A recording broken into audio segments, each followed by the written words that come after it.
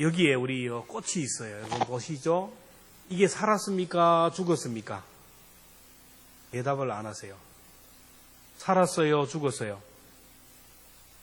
파랗게 살아있고 꽃이 피었다 해서 있지만 사실은 죽었어요. 가지로부터 꺾여 나가는 순간에 이미 죽은 것이 이게 첫 번째 죽음입니다.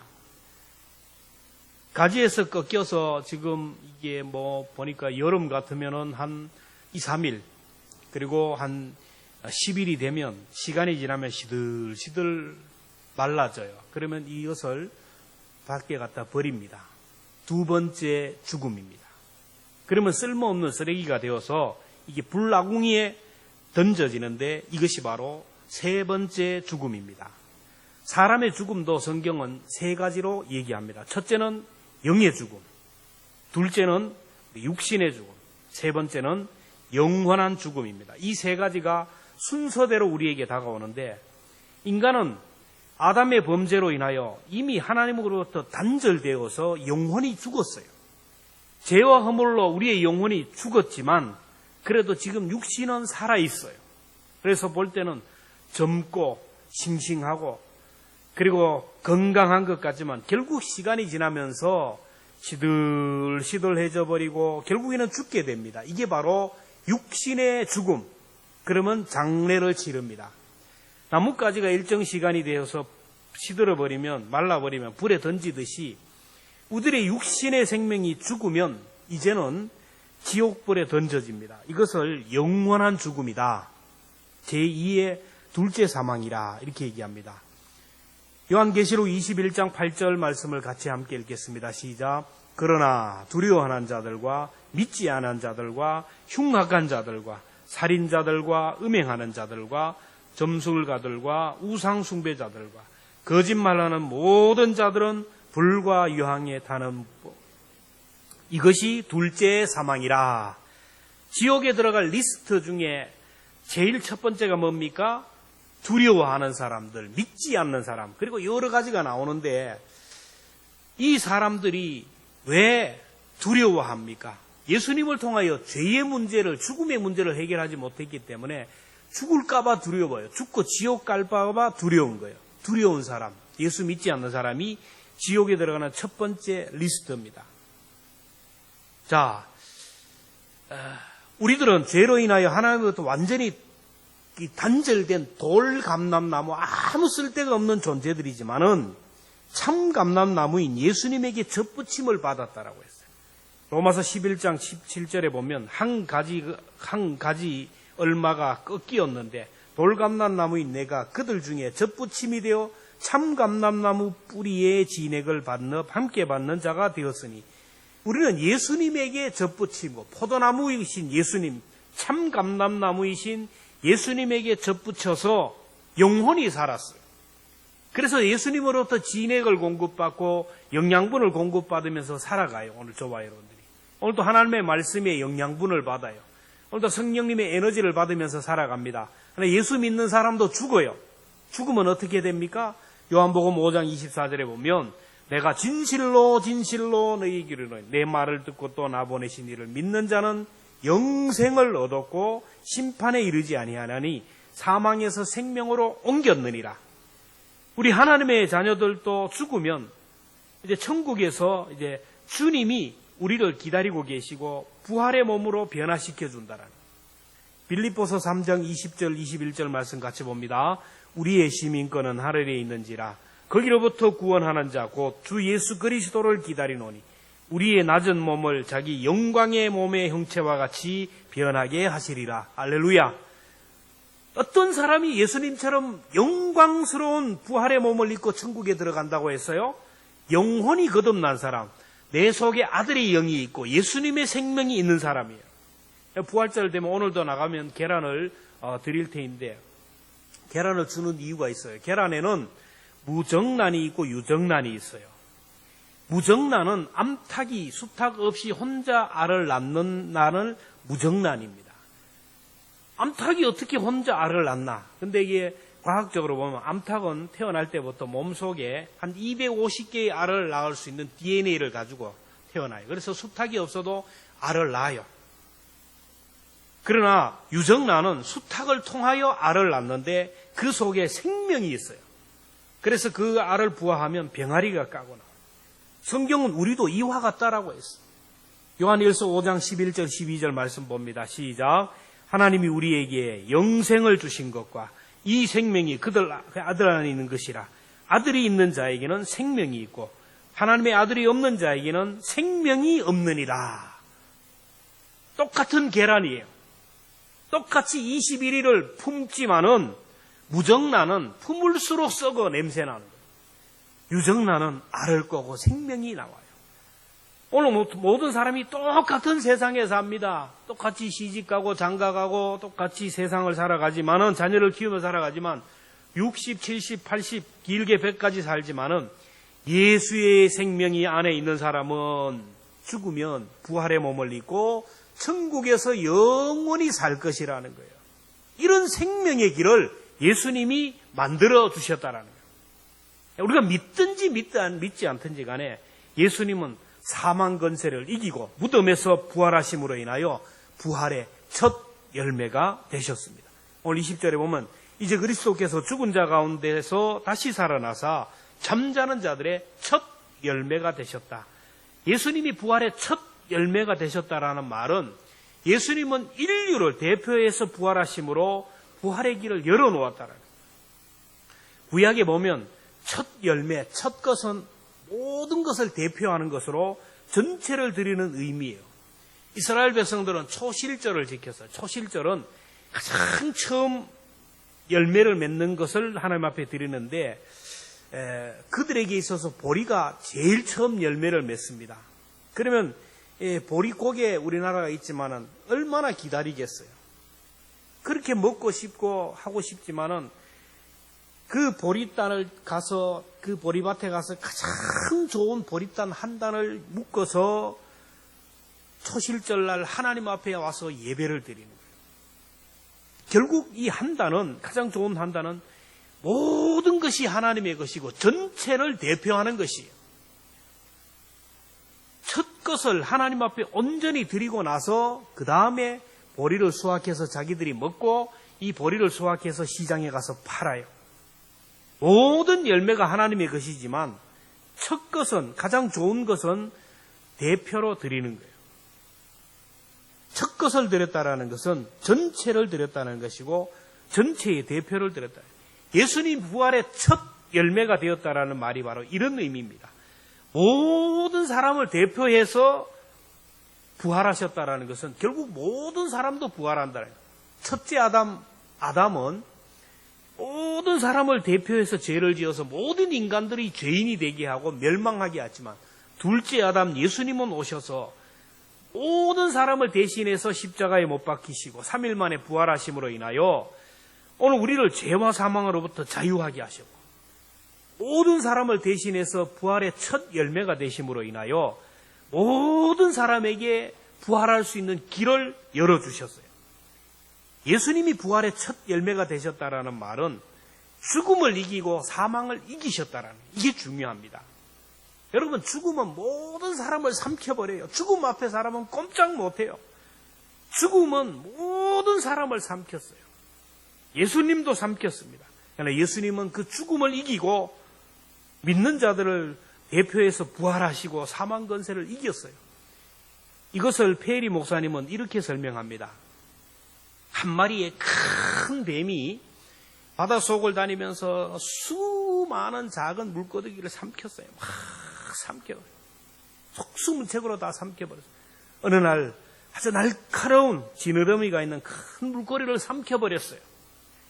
이 물고기는 날카로운 지느러미가 있는 물고기는 이 뱀 몸속에 들어가는 순간 너무 답답하고 너무 캄캄해서 내가 여기 못 살겠다라고 생각하고 이 날카로운 지느러미를 가지고 뱀의 배를 찢고 나왔어요.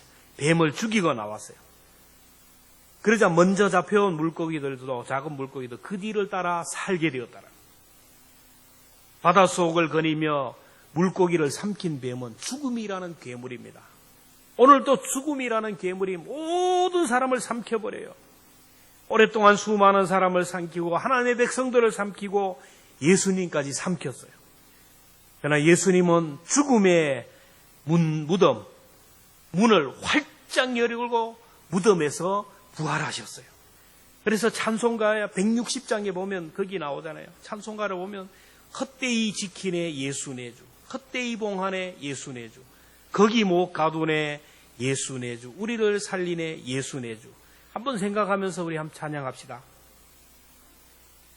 헛되이 지키네 예수 내 구주, 헛되이 봉하네 예수 내 주. 3절 거기 못 가두네 예수 내 구주, 우리를 살리네 예수 내 주. 원수를 다 이기고 무덤에서 살아나셨네. 어둠을 이기시고 나와서 성도 함께 길이 다스리시네. 사셨네 사셨네 예수 다시 사셨네. 할렐루야. 예수님은 모든 인류를 대신해서 무덤에서 부활하시고 오늘 우리에게 말씀합니다. 요한복음 15장 25절에 나는 부활이요 생명이니 나를 믿는 자는 죽어도 살겠고 무릇 살아서 나를 믿는 자는 영원히 죽지 아니하리라. 그래서 예수님을 믿는 오늘 우리들도 예수님처럼 죽음을 이겨요. 사망 근세를 이기고 부활하게 된다라는. 그러므로 우리는 죽음을 두려워할 필요가 없습니다. 죽음 앞에 사도 바울처럼 당당하게 선포해야 됩니다. 고린도전서 15장 55절에 보면 사망아 너의 승리가 어디 있느냐, 사망아 내가 쏘는 것이 어디 있느냐. 우리가 살아가다 보면 죽음의 그림자가 시시각각으로 다가옵니다. 언제 오늘 우리에게 죽음의 순간이 다가올지 모르지만 그때 우리는 외쳐야 됩니다. 사망아 너는 승리하지 못한다. 사망아 너는 나를 죽이지만 나는 부활의 몸을 입고 영원히 하나님 앞에 서게 될 것이다. 이렇게 선포해야 됩니다. 그래서 그리스도인들은 장례식을 보면 일반 장례식과는 달라요. 장례식 날 노래해요. 찬양합니다. 감사하며 기도합니다. 김한란 박사님은 임종 때 유언을 합니다. 내 육체가 떠난다 그래서 나를 죽은 사람 취급하지 말고 슬픈 장례식을 만들지 말고 축제의 장을 열라고 했어요. 천국에 입성하는 날이 천국 한송 예배를 드리고 승리의 노래를 불러달라. 그래서 김한란 박사님의 장례식은 그야말로 축제의 자리가 되었어요. 왜 그렇습니까? 썩을 몸으로 죽고 썩지 아니할 몸으로 부활하기 때문에, 죽을 몸이 죽지 아니할 몸으로 부활의 몸을 입고 천국에 입성하는 날이기 때문에 그래요. 근데 아직도 죽음이 두려워하는 사람이 있어요. 죽는다 그러면 팔팔 떨어요. 날마다 내 그 사람이 후퇴하는 것을 보며 낙심하고 절망합니다. 내 몸이 어디 아프다 그러면 막 두려워서 안절부절 못해요. 그러면서 내가 10년만 더 젊었으면 그래도 내가 좋은 집에 한번 살아보고 가야 되는데, 그래도 내가 자동차는 이 정도는 타보고 가야 되는데, 세상의 것들에 미련이 많은 사람들이 있는데 부활신앙이 희미해서 그래요. 여러분, 미국의 애담스 대통령이 퇴임 후에 허름한 집에 살아요. 그래서 사람들이 대통령까지 지낸 분이 어떻게 이렇게 허름한 집에 삽니까? 그때 애담스 대통령은 웃으면서 아주 유명한 말을 합니다. 자기 머리를 이렇게 쓰다듬으면서 얘기합니다. 내 육신의 장막에 지붕을 한번 보게. 지금 다 벗겨져 가지고 남는 것이 없네. 자기 눈을 이렇게 가리키면서 내 집의 창문도 지금 흐릿해 가지고 밖이 잘 안 보이고, 이빨을 보여주면서 맷돌이 지금 다 상해서 뭔가 내 속에 들어올 수 있는 것들을 정리할 수 없는 능력이 없네. 허리를 붙들면서 지금 육신의 장막을 받치고 있는 대들보가 흔들 낡아져서 언제 넘어질지 몰라서 겨우 이 지팡이 하나로 버티고 있네. 내 육신의 장막이 이래 허물어져 가는데 눈에 보이는 집이 무슨 소용이 있습니까? 이제 육신의 장막이 무너져 있는데 나는 이제 천국으로 이사갈 날만 기다리고 있어요. 예수님처럼 부활의 몸을 입고 천국에 이밀 간 날만 손꼽아 기다립니다. 이분이야말로 부활신앙으로 충만했고 예수님의 영으로 충만했습니다. 영의 눈을 들어서 죽음 이후의 나의 세계, 죽음 이후에 내가 앉아야 할 자리, 내가 변화되어야 할 내 모습을 바라보면서 부활신앙으로 충만할 수 있기를 주님의 이름으로 축복합니다. 예수님이 부활의 첫 열매가 되셨다라는 말은 주님이 우리 속에 오셔서 열매 맺게 하신다라는 거예요. 예수님의 제자들은 부활하신 주님을 만났어요. 손으로 만져봤어요. 도마는 그 옆구리에 창자국에 손을 넣어보고 두 손 못자국에 손을 넣어봤어요. 그럼에도 불구하고 그들은 삶이 너무 허약했어요. 두려워 떱니다. 무기력합니다. 벌벌 떨면서 변화된 것이 없어요. 열매 맺는 것이 없어요. 그래서 예수님이 제자들에게 약속하신 것이 뭐냐면 내가 너에게 보혜사를 주겠다라고요. 요한복음 14장 16절에 보면 내가 아버지께 구하겠으니 그가 또 다른 보혜사를 너희에게 주사 영원토록 너희와 함께 있게 하시리라. 보혜사라는 말은 곁에서 돌본다. 어머니의 영이에요. 어머니가 자녀를 곁에서 돌보듯이 곁에서 돌보고 케어해 주는 게 성령입니다. 그런데 또 다른 보혜사를 보내주신다는 말은 지금 예수님이 보혜사라는 거예요. 하나님이 이 땅에 예수님을 이 땅에 보내셔서 예수님은 우리 곁에 오셔서 우리의 죄를 대속해 주시고 우리를 천국 가는 길로 구원의 길을 인도하시고 구원에 대하여 완벽한 케어를 하셨어요. 근데 그분이 하늘로 올라가면 또 다른 보혜사 성령님을 보내주셔서 우리가 세상 끝날까지 우리 곁에서 우리를 지키고 보호하시고 천국 가는 순간까지 인도하신다라. 성령을 보여주는데 보혜사가 하시는 일이 뭐냐? 너무 중요한 말입니다. 잘 보십시오. 요한복음 14장 26절 같이 봅니다. 시작. 보혜사 곧 아버지께서 내 이름으로 보내실 성령 그가 너희에게 모든 것을 가르치고 내가 너희에게 말한 모든 것을 생각나게 하리라. 여러분 성령이 임하면 성령님이 영적인 핵심 가치들을 가르쳐 줍니다. 그래서 예수님에 대하여 하나님에 대하여 천국에 대하여 알게 하여 부활이 믿어지게 하고 영적인 세계가 확 깨달아지는 은혜가 있어요. 성령님이 내게 임하면 생각나게 하세요. 말씀이 막 생각나고 하나님의 뜻이 생각나고 하나님의 지혜가 번뜩번뜩 떠올라요. 그러니까 이 사람은 능력 있는 삶을 살게 되고 열매 맺는 삶을 살게 되는 거예요.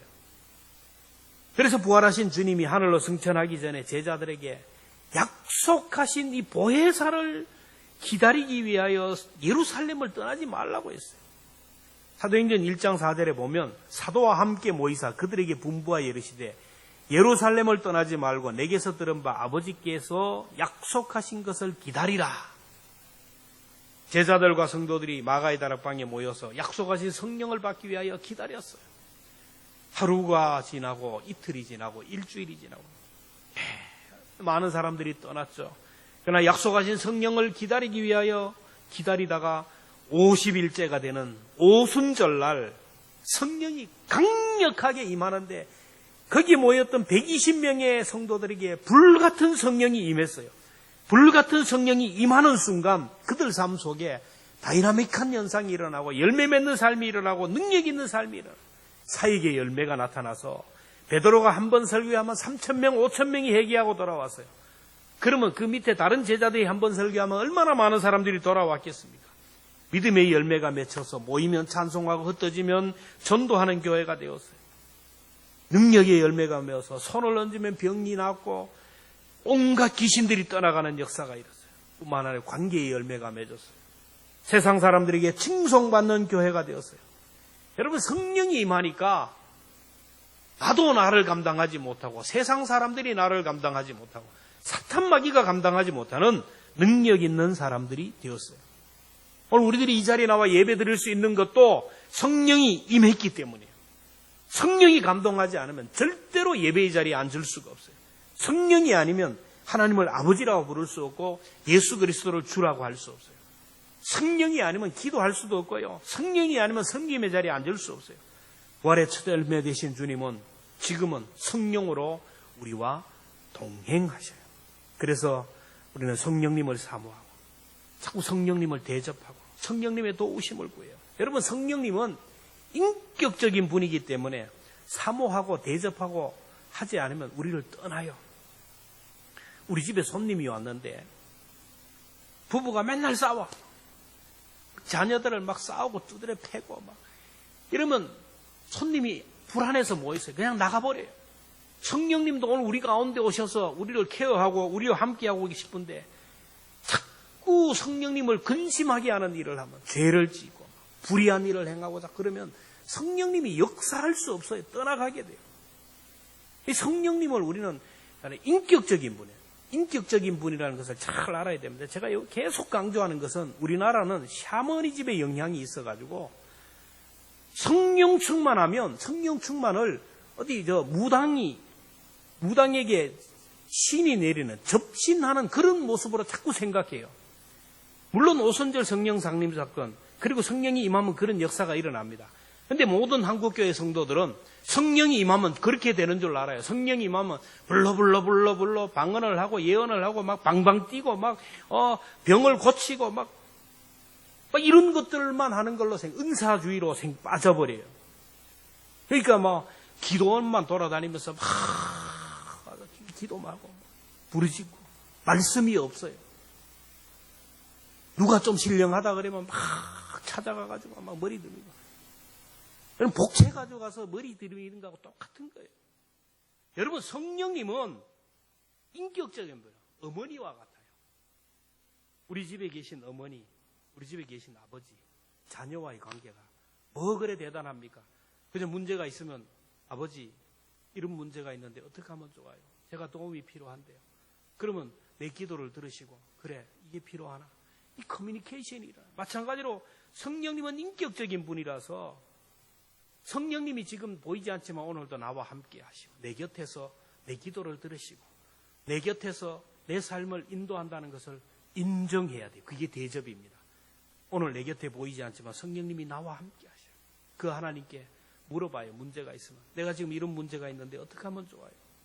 오늘 우리 자녀들에게 이런 문제가 있어요. 어떻게 하면 좋아요? 물어보면 성령님이 말씀하셔요. 성경을 읽을 때 말씀합니다. 예배를 드릴 때 말씀합니다. 기도할 때 세미하게 우리에게 말씀해 주신다라는 겁니다. 보혜사 성령님이 임하면 말씀을 자꾸 가르쳐 주세요. 깨닫게 하십니다. 자꾸 생각나게 하셔요. 그래서 성경을 통하여 하나님의 뜻이 무엇인지를 자꾸 가르쳐 줘요. 기도하다 보면 번뜩번뜩 생각나는 것이 있어요. 주일을 맞았습니다. 그러면 성령님이 뭐라고 합니까? 오늘 가서 교회 가서 예배의 성공자가 되어라. 근데 사탄은 얘기합니다. 뭘 교회 가느냐? 코로나 걸리는데. 볼일 봐라. 다음 주일에 가면 된다. 누가 나를 힘들게 해요? 그러면 뭔가 오해가 있겠지. 뭔가 오해가 있을 것이다. 이유가 있을 거다. 기다려봐라. 용서하고 기도하라. 근데 사탄은 너를 뭘로 보고 앉아? 가서 보복해라. 공격해라. 우리가 일상적인 삶 속에서 하나님의 음성을 듣는 훈련을 자꾸 해야 돼요. 하나님의 음성을 듣는 훈련을 하면 이 하나님의 음성이 천둥처럼 들리는 사람이에요. 근데 이 음성을 자꾸 무시하고 내 감정의 소리를 듣고 세상의 소리를 듣고 사탄의 소리를 듣다 보면 나중에는 하나님의 소리가 안 들려요. 하나님의 뜻이 생각나지 않아요. 부활의 첫 열매 되신 주님은 오늘도 우리 곁에 오셔서 열매를 맺게 하시기를 원해요. 그래서 주님과 동행하면서 자꾸 그분을 존중해야 됩니다. 그분을 신뢰하면서 그분의 뜻을 구하면 성령의 열매가 나타나요. 갈라디아 5장에 보면 사탄의 생각과 하나님의 생각, 성령의 열매와 사탄이 주는 열매가 나오는데 갈라디아 5장 19절 20절 같이 봅니다. 시작. 육체의 일은 분명하니 곧 음행과 더러운 것과 호색과 우상 숭배와 원수 맺는 것과 분쟁과 시기와 분냄과 당짓는 것과 분열함과 이단과 투기와 술 취함과 방탕함과 이와 같은 것들이라. 이런 것들을 하는 자는 하나님의 나라를 유업으로 받지 못할 것이라. 성령의 인도함을 받는 사람은 이런 삶을 살 수가 없어요. 성령의 인도함을 받는 사람은 죄를 짓고 싶어도 짓을 수 없고, 성령의 인도함을 받는 사람은 지옥 가고 싶어도 갈 수 없어요. 그러나 성령의 인도함을 받는 사람에게는 성령의 열매를 맺혀요. 갈라디아 5장 22절 이하에 보면 오직 성령의 열매는 보세요. 사랑과 희락과 화평과 오래 참음과 자비와 양성과 충성과 온유와 절제니 이 같은 것을 금지할 법이 없느니라. 보혜사 성령님은 어떤 통로를 통하여 말씀합니다. 교회를 통하여 하나님은 역사합니다. 그래서 우리는 교회를 떠나면 안 돼요. 하나님의 말씀을 통하여, 예배를 통하여, 기도할 때, 믿음의 사람들과 함께 할 때, 봉사하고 헌신할 때 역사해요. 평양에 봉수교회가 있는데요. 북한에 교회가 세워져 있고 목사가 있고 교인들이 있다라는 것 참 아이러니입니다. 봉수교회는 대한민국 교회와 북한을 연결하는 과교 역할을 하고, 대한민국 기독교 단체와 세계 여러 자선 단체와 북한을 연결하는 과교 역할을 하기 위하여 북한이 세운 종교 단체입니다. 그래서 봉수교회 목사는 아무나 세워지지 않아요. 북한에서 사상적으로 흔들림이 없는 믿을 만한 사람을 목사로 세워요. 성도들도 사상적인 검증을 다 해서 흔들리지 않는 사람을 강제 동원해서 세웠어요. 중국도 마찬가지입니다. 중국에 교회들이 있다 그러는데 삼자교회라 그러는 게, 삼자교회는 국가에서 인정한 교회입니다. 허울 좋죠. 우리나라는 종교의 자유가 있다는 것을 알리기 위해서. 그래서 국가에서 인정한 목사를 세우고 그렇게 하는 거예요. 그러니까 이 목사들은 진짜 목사들이 아니죠. 가짜 목사들이 많아요. 근데 가짜 목사들이 설교를 하는데 성도들이 변화가 되는 거예요. 그래서 중국 교회가 부흥을 하는 거예요. 시 주석이 이게 이래서는 안 되겠다 그래서 교회 문을 닫아버리고 선교사들을 다 추방하지 않았습니까? 북한의 봉수교회도 목사도 가짜고, 거기 동원돼 예배드리는 성도들도 가짜고, 찬양대원들도 다 가짜예요. 사상적으로 흔들리지 않는 사람, 강제로 동원한 사람이에요. 그들이 앉아가지고 예배를 드리고 설교를 하고 찬양을 합니다. 근데 그러다 보니까 이제 동원되는 사람들이 강제로 예배드리는 게 여러분 얼마나 힘들겠어요. 그러니까 막 어떻게 하든지 안 가려고, 머리가 아프다고 핑계대고 참석 안 하고, 감기 걸렸다고, 집에 뭔 일이 있다고 자꾸 핑계대면서 결석자들이 많아지는 거예요. 그러니까 강제 동원을 했는데, 근데 이상한 일들이 일어나요.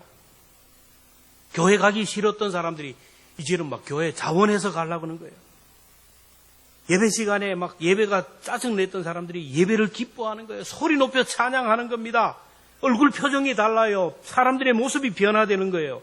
그래서 당 차원에서 조사를 해보니 진짜 성도들로 변화되고 있었다. 가짜 목사가 설교를 하는데 가짜 성도들이 말씀을 듣는데 성도들이 변화가 되는 거예요. 그래서 이래서는 안 되겠다. 또 가짜들로 교체하고, 그러다 결국에 예배가 중단되지 않았습니까? 보여주기 위하여 세운 교회, 허울 좋은 목사, 허울 좋은 성도들로 채워서 예배라는 틀 속에 예배를 드렸는데 그들이 변화되는 이유가 뭘까요? 거기에 성령께서 역사했기 때문이라는 거예요. 그럼 한국 교회는 어떻습니까? 우리 교회는 어떻습니까? 나는 어때요? 문제가 뭡니까? 저는 가짜 목사가 아니에요. 여러분도 강제 동원된 분들이 아닙니다. 자원해서 올라와 예배드려요. 오늘 우리에게 부족함이 뭘까요? 사모함이 부족해요. 목마름이 부족해요. 갈급함이 부족해요. 성령 하나님 오늘도 내 가운데 오셔서 내 인생 가운데 나를 다스려 주시고 내 인생을 핸들링 해 주시기를 원합니다. 하나님 오늘도 내 가운데 오셔서 내 문제를 해결해 주시고 내 기도에 들으시고 하나님 내 삶을 인도해 주옵소서. 이 갈급함이 부족하다. 심령이 가난한 자는 복이 있나니 천국이 임할 것이야. 가난하다라는 말은 그만큼 사모함이 있다는 것이고 필요한다는 것이고 목마름이 있다는 거예요. 오늘 많은 성도들이 교회를 나오지만 신앙생활하며 종교인의 모습으로 서는 이유가 뭡니까? 아쉬운 것이 없어요. 영적으로 목마름이 없어요. 갈급함이 없습니다. 그저 교회 안 가면 지옥 갈 것 같아서 보험 차원으로 교회 나오는 거예요. 내가 직분자니까 그렇게 나오는 거예요. 그러니까 안 되는 거예요. 여러분, 부활의 첫 열매로 되신 주님이 오늘도 우리 가운데 오시기를 원해요. 우리의 삶을 변화시키기를 원하고 우리의 생애를 변화시키기를 원해요. 그 주님을 사모하는 마음, 그 주님을 갈급하는 마음을 가지고 주님을 사모해 보십시오. 오늘도 나를 변화시키고 하나님 우리 가정을 변화시키고 우리 교회와 이민족을 변화시켜 주시옵소서. 기도할 수 있는 저와 여러분 되기를 주님의 이름으로 축복합니다. 기도하겠습니다. 하나님 아버지, 오늘 우리들은 종교의 자유가 있고 마음껏 예배하고 마음껏 찬양하고 마음껏 성경을 펼쳐 읽을 수 있고 어디든지 하나님 앞에 대면하여 나갈 수 있고 하나님의 인도함을 받을 수 있는 수많은 통로가 있음에도 불구하고 오늘 우리는 하나님에 대한 사모함이 없습니다. 갈급함이 없습니다. 목마름이 없습니다. 눈만 뜨면 세상의 것들만 바라보고 세상의 것들만 따라가고 썩어 없어질 육신의 것들만 쫓아가는 연약한 저희들을 불쌍히 여겨 주옵소서. 조금 후면 다 썩어 없어질 세상의 것들에 마음 빼앗기지 않게 하시고 예수님처럼 부활의 몸을 입고 천국에서 영원히 살 그날을 기약하면서 주님의 은혜만을 사모하게 하시고 주님의 긍휼만을 사모하게 하시고 영적인 변화를 위하여 하나님 앞에 기도하는 저희들 되게 하여 주옵소서. 부활의 첫 열매로 오신 그 주님으로 인하여 오늘 우리도 주님과 함께 천국에서 부활의 몸으로 영원히 사는 것을 우리가 생각하며 감사하게 하시고 오늘 이 땅에 살면서 하나님이 우리에게 주신 그 풍성한 열매를 맺게 하기 위하여 하나님이 역사하시는데 그 주님의 은혜에 감사하며 주님의 인도하심과 돌보심과 하나님의 섭리를 따라가는 복된 성도들이 되게 하여 주옵소서. 예수님의 이름으로 기도하옵나이다. 아멘.